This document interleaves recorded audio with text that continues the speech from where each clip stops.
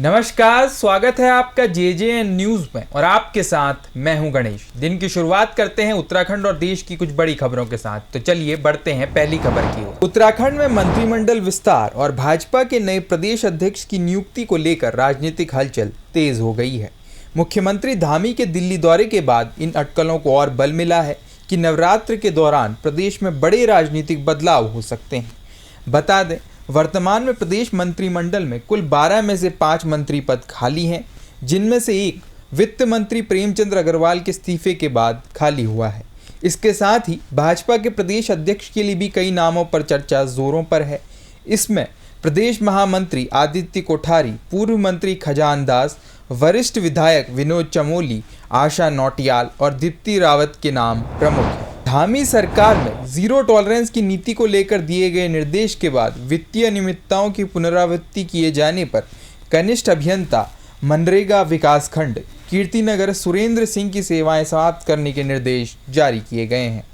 बता दें, विकासखंड कीर्तिनगर में तैनात सुरेंद्र सिंह ने योजना के अंतर्गत किए जा रहे कार्यों में कूट रचना करने और जिला अभियंता मनरेगा के स्थान पर माप पुस्तिका में खुद हस्ताक्षर कर अंतिम भुगतान कर दिया।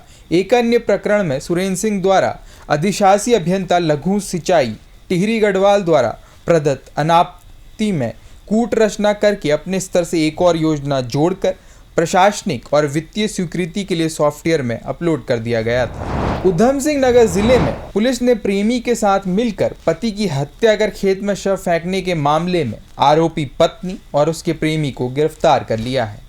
बता दें, मामले का खुलासा करते हुए एसपी क्राइम निहारिका तोमर ने बताया, प्रेमी के साथ मिलकर पति की हत्या करने के मामले में आरोपी पत्नी को गिरफ्तार किया है। आरोपी पारुल ने अपने पति हरीश की 15 मार्च को कोतवाली में गुमशुदगी की तहरीर सौंपी थी। पुलिस ने तहरीर के आधार पर जांच शुरू की।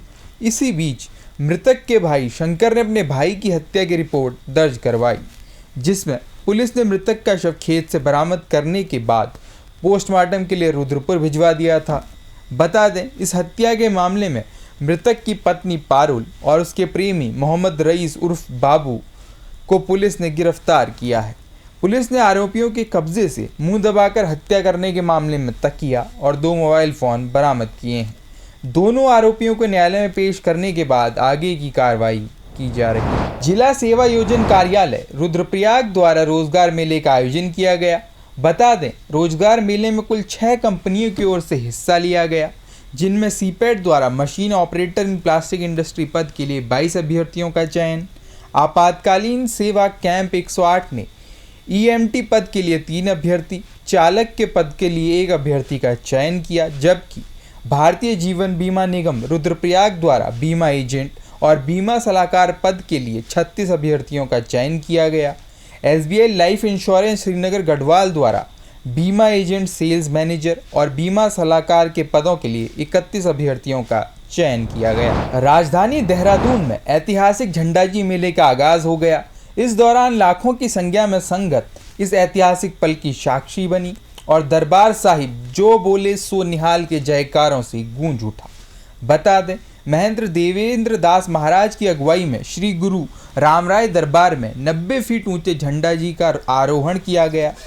हर 3 साल में ध्वजदंड को बदलने की परंपरा है, जिसके चलते इस साल ध्वजदंड को भी बदला गया है। भारत सरकार के द्वारा कार्यक्रम के अंतर्गत जन समस्याओं के समाधान करने के लिए जिलाधिकारी सविन बंसल की अध्यक्षता में सुदूरवर्ती क्षेत्र त्यूनी में एक बहुउद्देशीय शिविर आयोजित किया गया। बता दें, शिविर में ग्रामीणों ने 173 समस्याएं और मांगें दर्ज करवाई।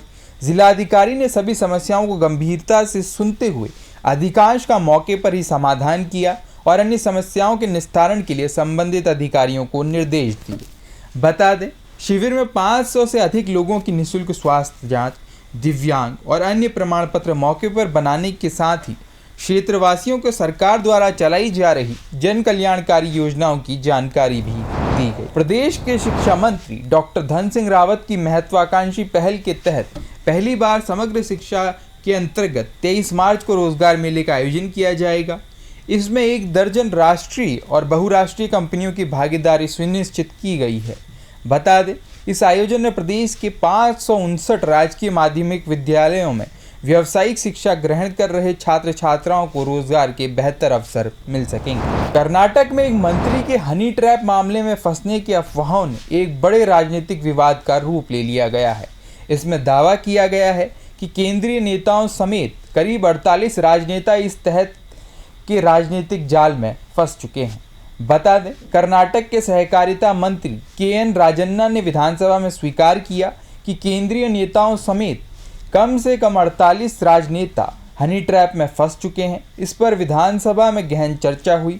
उन्होंने कहा ये मामला किसी एक पार्टी तक सीमित नहीं और उन्होंने इस मामले की उच्च स्तरीय जांच की मांग की। सरकार 2027 तक दिल्ली की सड़कों में डीजल और पेट्रोल चलित वाहनों को प्रतिबंधित करने पर गहनता से विचार कर रही है। बता दें, इसी क्रम में साल 2026 से सिर्फ इलेक्ट्रिक दोपहिया वाहन ही सड़क पर दौड़ा करेंगे। पेट्रोल चलित दुपहिया वाहन प्रतिबंधित हो सकते हैं। बता दें, दिल्ली में बढ़ता हुआ जानलेवा प्रदूषण कम होने का नाम नहीं ले रहा, जिसके चलते सरकार दिल्ली को डीजल और पेट्रोल के प्रदूषण से मुक्त रखने पर विचार कर रही है। फिलहाल के लिए इस खबर में इतना ही। बाकी की तमाम खबरों के लिए आप देखते रहिए JJN न्यूज़। धन्यवाद।